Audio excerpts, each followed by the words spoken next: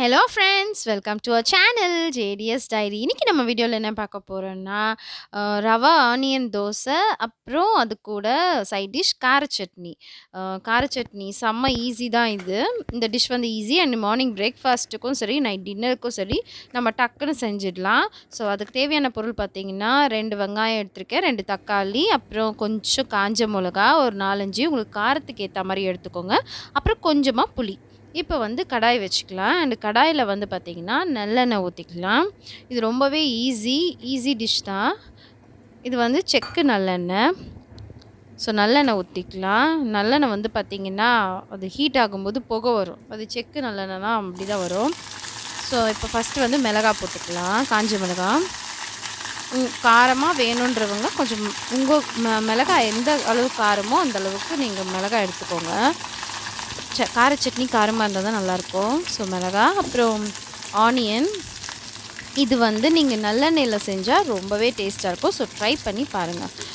மறக்காமல் நம்ம சேனலில் ஃபஸ்ட் டைம் பார்க்குறீங்கன்னா சப்ஸ்கிரைப் பண்ணிவிட்டு பாருங்கள். இப்போ வந்து பார்த்திங்கன்னா வெங்காயம், இந்த வெங்காயம் வந்து நல்லா ஃப்ரை ஆகணும். நல்லா வந்து வதக்கணும். நல்லா வதக்குங்க. நல்லா வதங்கினா தான் அந்த சட்னி வந்து டேஸ்ட்டாக இருக்கும். நம்ம வந்து திருப்பியும் வதக்கலாம் போகிறது கிடையாது. இது வந்து ரொம்பவே ஈஸியானது. அண்ட் இது வந்து நல்லா வதங்கட்டும். வெங்காயம் வதங்கினதுக்கு அப்புறமா நம்ம வந்து தக்காளி போடணும். அதுக்குள்ளே கொஞ்சமாக ஒரு துண்டு, சின்ன துண்டு இஞ்சி எடுத்து வச்சுருக்கேன். இந்த இஞ்சி வந்து பார்த்திங்கன்னா தோல் சீவிட்டு நம்ம வந்து இதோடு சேர்க்க போகிறோம். ஸோ அதுக்குள்ளே தோல் சீவிக்கலாம் அப்படின்னு சொல்லிட்டு தோல் சீவி வச்சாச்சு. இப்போ வந்து பார்த்திங்கன்னா வெங்காயம் ஓரளவுக்கு வதங்கியிருக்கு. இனிமே நல்லா வந்து வதங்கணும். வெங்காயம் வந்து நல்லா வதங்கணும். அதுக்கப்புறமா நம்ம தக்காளி சேர்த்துடலாம். இப்போ தக்காளியும் நல்லா வதங்கணும். இது ரெண்டுமே வதங்கிறதுக்கு நம்ம 1 ஸ்பூன் அளவுக்கு சால்ட் ஆட் பண்ணி நல்லா வதக்கினா அது சீக்கிரமாக வதங்கிடும். அண்ட் ஹை ஃப்ளேமில் வச்சே நம்ம வதக்கிக்கலாம். இது வந்து ஈஸி ரெசிபி தான், டக்குன்னு தான் செஞ்சிடலாம். ஆனால் இது வதக்கிறது தான் கொஞ்சம். நீங்கள் வதக்கிட்டிங்கன்னா, நல்லா வதக்குனிங்கன்னா அந்த டேஸ்ட் வரும். அப்படி வதக்கலைன்னா அது கொஞ்சம் நல்லா இருக்காது. கார சட்னி மாதிரி இருக்கவே இருக்காது. கொஞ்சம் நல்லா இருக்காது. அதனால் நல்லா வதக்குங்க. எப்போவுமே எந்த ரெசிபிக்குமே நான் சொல்கிறது நல்லா வதக்குங்க. இது வரைக்கும் நான் இந்த 10 இயர்ஸில் கற்றுக்கிட்டது நல்லா வதக்கணும். அப்போ நல்லா வதக்குனா மட்டும்தான் அந்த டிஷ் வந்து நல்லா வரும். ஸோ கண்டிப்பாக நல்லா வதக்கிடுங்க. இந்த மாதிரி கார சட்னிக்கெலாம் நல்லா வதக்கணும். நெக்ஸ்ட் வந்து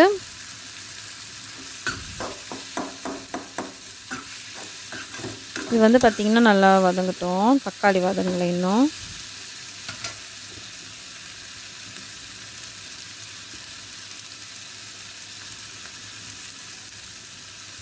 உப்பு 1 ஸ்பூன் சேர்த்து நான் வதக்குறேன். தேவையான அளவு உங்களுக்கு உப்பு போடுறதுனா இப்போ போடலாம். இல்லை சட்னி அரைச்சதுக்கு அப்புறமாவும் சேர்த்துக்கலாம். ஸோ ஒரு 2 ஸ்பூன் போட்டுக்கிட்டேன்.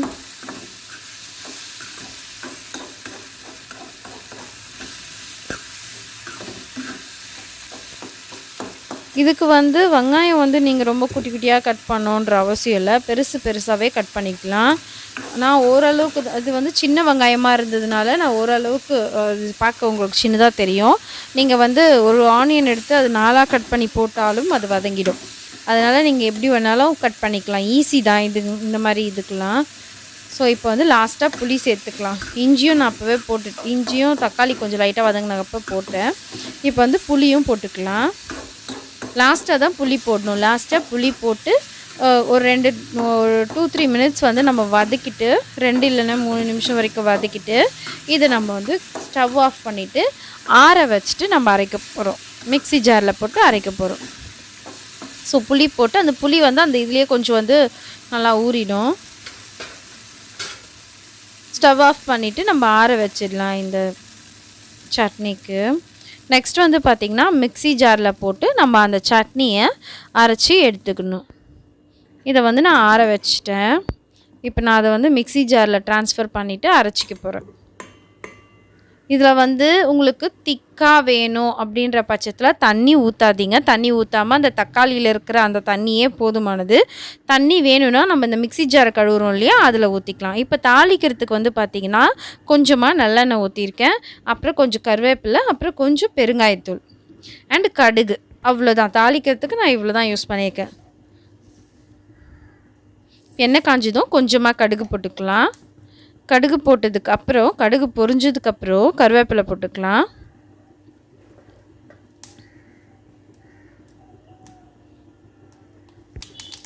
ரொம்பவே டேஸ்ட்டாக இருக்கும். இது வந்து அந்த தோசைக்கும் இந்த இதுக்கும் கருவேப்பிலை லைட்டாக கருவேப்பிலை பொரிஞ்சதும் நம்ம என்ன பண்ணலாம், இப்போது பெருங்காயத்தூள் கொஞ்சமாக பெருங்காயத்தூள் ஓகேங்களா. இப்போ வந்து என்ன பண்ணலாம், இதை வந்து நல்லா இது பண்ணி அப்படி கலரிட்டு அதை வந்து அப்படியே சட்னி மேலே ஊற்றிடலாம். அவ்வளோதாங்க. இதை வந்து நம்ம திருப்பியும் வந்து இதுவெல்லாம் பண்ண தேவையில்ல. இது அவ்வளோதான், சட்னி ரெடி. தாளித்து அதில் கொட்டிட்டோம்னா முடிஞ்சிச்சு. இப்போ வந்து நம்ம தோசைக்கு வந்து பார்த்திங்கன்னா, நான் வந்து ரவையும் மாவும் அதாவது தோசை மாவும் கலந்து வச்சுருக்கேன். அண்ட் அதை எடுத்து இப்போ வந்து தவா ஹீட் ஆகிடுச்சு. தவாவில் வந்து தோசை ஊற்றுறேன். நான் ஆல்ரெடி 2-3 தோசை சுட்டுட்டேன். இப்போ வந்து தவாவில் தோசை ஊற்றியாச்சா, கொஞ்சம் மெல்லிசா வேணும்னாலும் மெல்லிசா ஊற்றிக்கலாம், கனமா வேணும்னாலும் கனமா ஊற்றிக்கலாம். நான் வந்து கொஞ்சம் கனமா ஒரு தோசை, மெல்லிசா ஒரு தோசை அந்த மாதிரி. இது கிறிஸ்பியாக வரும். இதில் பார்த்தீங்கன்னா மாவில் வந்து கொஞ்சமாக ரவை, ஒரு புடி ரவை ஓகேங்களா, ஒரு கையளவுக்கு ரவை சேர்த்து நம்ம செஞ்சோம்னா கிறிஸ்பியாக வரும் தோசை. அண்ட் வந்து ஆனியன் மேலே போட்டுட்டு ஆனியன் ரவா தோசை ரொம்பவே டேஸ்ட்டாக இருக்கும். நீங்கள் ட்ரை பண்ணி பாருங்கள். ஆனியன் வந்து நம்ம கட் பண்ணி வச்சுக்கணும்.